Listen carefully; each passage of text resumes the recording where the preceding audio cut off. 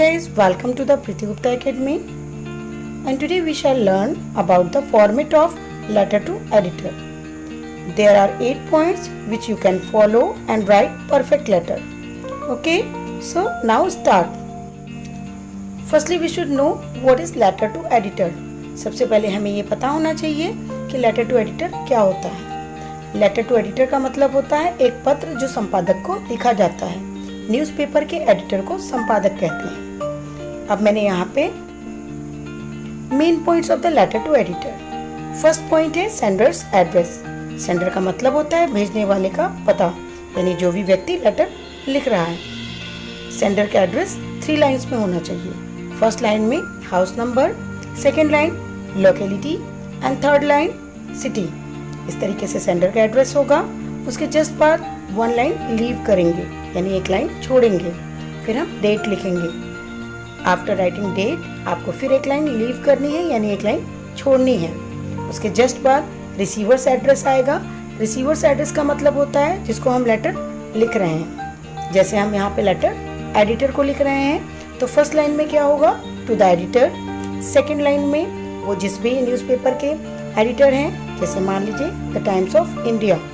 उसके बाद third line में सिटी का नाम लिखेंगे। उसके जस्ट बाद 1 लाइन लीव करेंगे और सैल्यूटेशन लिखेंगे।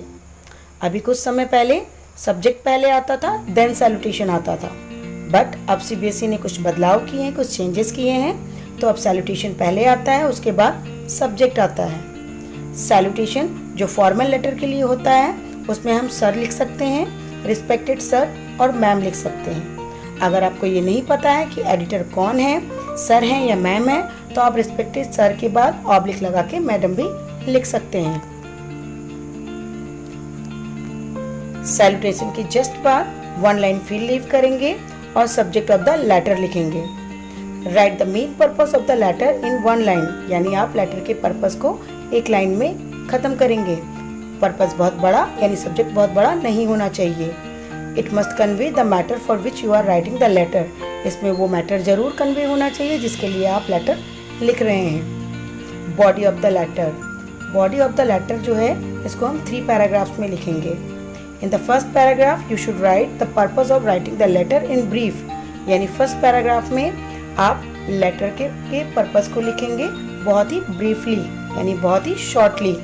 इन second paragraph you should write a complete detail of the matter for which you are writing. Second paragraph थोड़ा बड़ा होगा क्योंकि इसमें आप पूरे कंप्लीट मैटर को लिखेंगे कि आप एडिटर से क्या कहना चाहते हैं, किस सोशल प्रॉब्लम को की अपील कर रहे हैं। इन द लास्ट पैराग्राफ यानी थर्ड पैराग्राफ में you should write conclusion by mentioning what you expect to be done by the editor, यानी सबसे लास्ट पैराग्राफ में आप कंक्लूजन लिखेंगे ये मेंशन करते हुए कि आप एडिटर से क्या एक्सपेक्ट करते हैं। After completing the letter you should leave 1 line.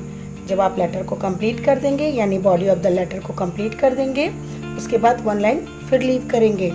उसके बाद एक कॉम्प्लीमेंट्री क्लोज होगा, यानी आप थैंकिंग यू लिखेंगे। के साथ आप यू ट्रूली, सिंसियरली या फेथफुली लिख सकते हैं। फिर सबसे लास्ट में सेंडर का नाम आएगा, यानी जिसने लेटर लिखा है उसका नाम आएगा, और सिग्नेचर आएगा एंड डेजिग्नेशन, अगर ये डेजिग्नेशन और सिग्नेचर क्वेश्चन में प्रोवाइड किए हुए हैं। अब यहाँ पे मैंने एक फॉर्मेट लगा रखा है, इसको आप देख सकते हैं। जैसा कि मैंने बताया कि सबसे पहले सेंडर का एड्रेस होगा, तो यहाँ पे सेंडर का एड्रेस है, उसके बाद 1 लाइन लीव है, फिर हमने डेट लिख रखा है। डेट ऐसे ही लिखेंगे जैसे यहाँ पे लिखा हुआ है, यानी पहले डेट, देन मंथ और उसके बाद ईयर। फिर उसके बाद 1 लाइन लीव करेंगे और एड्रेस ऑफ द रिसीवर लिखेंगे, जैसे the editor the times of India new Delhi यहाँ पे लिखा हुआ है। उसके जस्ट बाद 1 लाइन लीव करेंगे और पहले सैल्यूटेशन लिखेंगे, देन सब्जेक्ट लिखेंगे। सब्जेक्ट और सैल्यूटेशन कंप्लीट होने के बाद बॉडी ऑफ द लेटर होगा। यहाँ पे देखिए 3 पैराग्राफ नहीं लिखा हुआ है, बट 3 पॉइंट्स लिखे हैं। जैसे फर्स्ट पॉइंट यानी फर्स्ट पैराग्राफ में इंट्रोडक्शन होगा, सेकेंड पॉइंट यानी सेकेंड पैराग्राफ में मेन कंटेंट होगा, थर्ड पॉइंट यानी थर्ड पैराग्राफ में कंक्लूजन होगा। उसके जस्ट बाद 1 लाइन लीव करेंगे।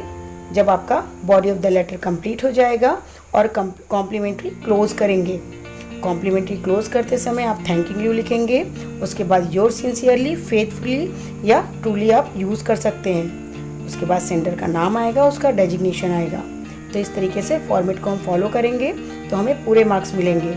चूँकि लेटर 8 मार्क्स का होता है तो आपको मार्क्स डिस्ट्रीब्यूशन भी पता होना चाहिए।